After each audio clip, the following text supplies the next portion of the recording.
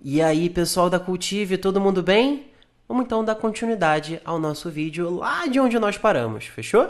Gráfico de linha. Gráfico de linha, ele é bem tranquilo porque você consegue analisar com o passar do tempo as coletas de dados. Então, você consegue analisar índice de desemprego, alta de chuva, por exemplo, algo que foi muito comum, que foi a questão do cantareiro algum tempo atrás, quando estávamos passando por um período bem complicado de estiagem. Voto, né, que foi muito comum durante as eleições. Então, assim, você consegue analisar um determinado histórico uma coleta de dados. Então, ali você tem duas condições quanto ao faturamento da empresa.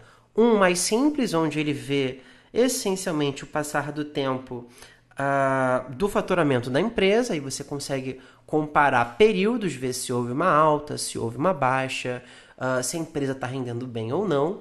E no segundo caso, você analisa ali a questão do valor líquido e o custo.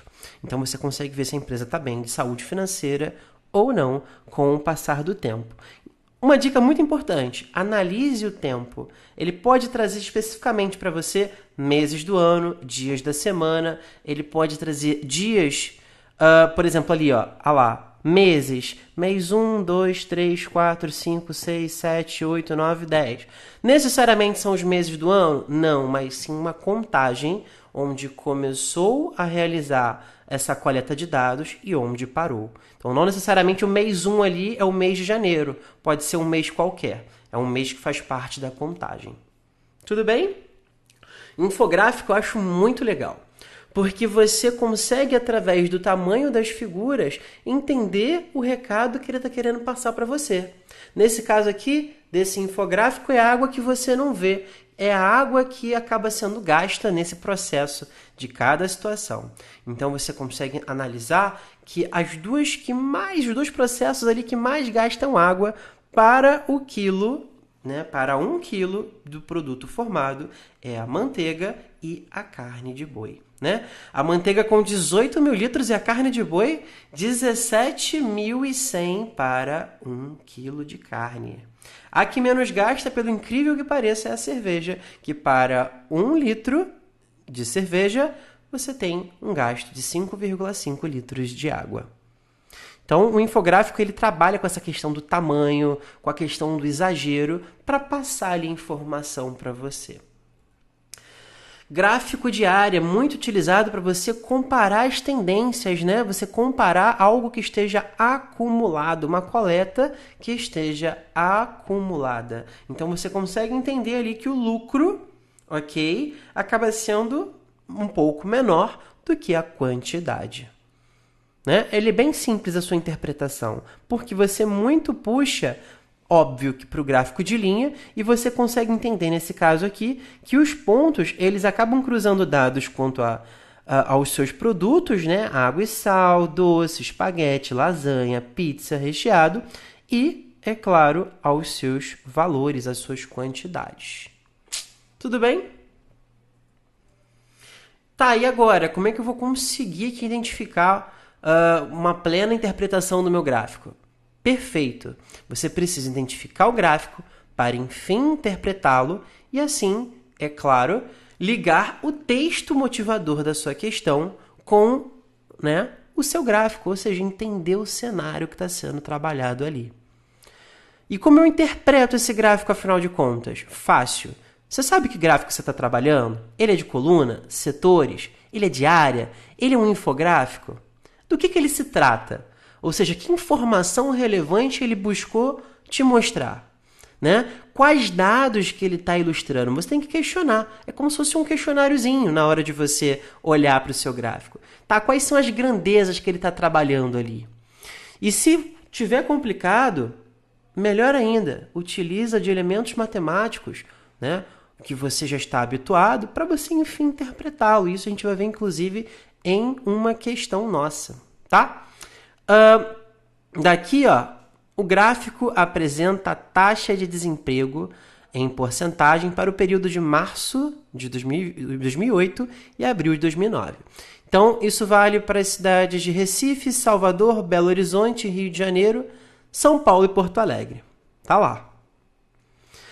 Daí, pessoal, ele quer a mediana da taxa de desemprego. Mediana é uma ferramenta muito legal. Só que o seguinte, aqui você tem, se você contar todos esses meses, você tem 14 meses sendo trabalhado. Se tivéssemos uma quantidade ímpar de meses, basta você, ordenar crescentemente cada dado que ele está te fornecendo e olhar para o dado central, para o ponto central dessa história toda. Ou seja, o valor que estiver na condição central nesse ordenamento é a minha mediana. Só que aqui nós temos 14 pontos sendo trabalhados. Daí, pessoal, se eu acabar buscando aqui os nossos dados e ordená-los, eu terei 7,9 e 8,1. Então, o nosso dado ele estaria aqui no meio. Tudo bem? Ele estaria aqui no meio. E aí, nesse caso, o que a gente faz? A gente pega o elemento anterior, pega o próximo elemento, soma esses dois e encontra a sua média. Então, aqui você tem 7,9 mais 8,1. Bom, então, nesse caso, nós teremos 16,0 divididos por 2, 8,0 é o nosso resultado, letra B. Ok?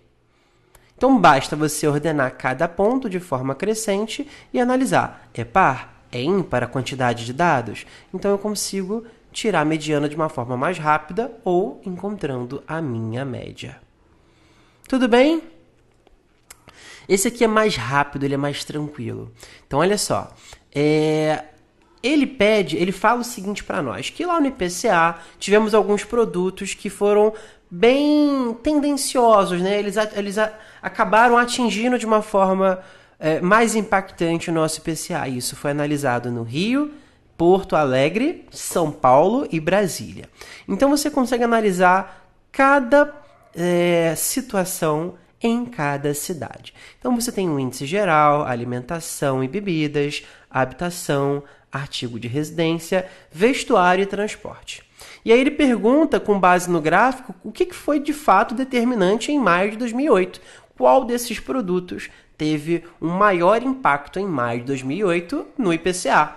Daí, olha só, basta que você procure as maiores barras em cada caso.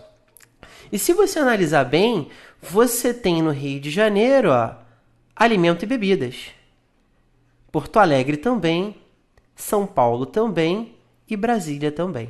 Mas aqui em Porto Alegre você tem vestuário bem próximo e em São Paulo também. Tá, mas quem foi de fato o maior de todos em todos os casos foi alimento e bebidas, que é a nossa letra A. Tudo certo, pessoal?